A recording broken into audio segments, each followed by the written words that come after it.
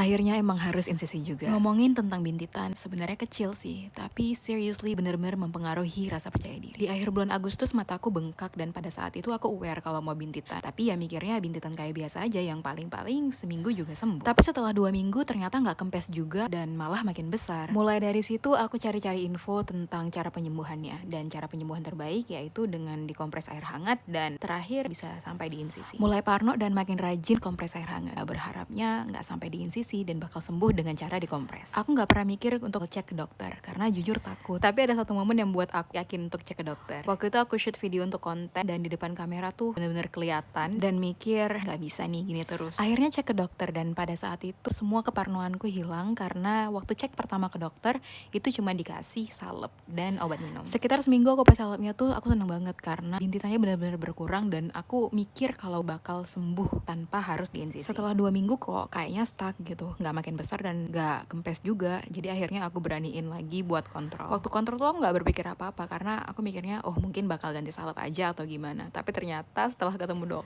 dokternya bilang kita insisi aja ya besok. Karena pada saat itu aku udah di fase capek karena nggak sembuh-sembuh. Akhirnya aku ya udah pasrah, ya udah deh insisi gitu. Akhirnya besoknya aku insisi. Ini waktu mataku ditandai yang mau diinsisi. Terus nggak berapa lama aku nunggu masuk deh ke ruang. Proses insisinya tuh nggak lama sebenarnya, paling sekitar 10 menit doang. Setelah itu mataku diperban dan udah boleh balik. Jujur ini tuh sakit banget waktu diinsisi dan pasca insisi juga masih kerasa sakitnya sampai sekitar 6 jaman, tapi makin lama sakitnya makin berkurang. Terus besoknya aku juga udah boleh buka perban sendiri. Ini real waktu aku buka perban, maaf ya kalau jijik, ini kelihatan bekas-bekasnya gitu. Ini setelah aku bersihin dan masih sakit sih. Terus ini H+2 insisi udah jauh lebih baik tapi masih kelihatan lebamnya. Dan di H+3 lebamnya tuh makin gak kelihatan tapi masih ada ya sedikit. Ini salep yang dikasih sama dokter dan harus aku pakai selama masa penyembuhan. Dan ini kondisi mataku di H+6 insisi. Kebetulan di H+7 itu jadwal aku kontrol dan kata dokternya all good, aku gak harus kontrol lagi. And that's all about my collagen story. Thank you very much for watching and see ya.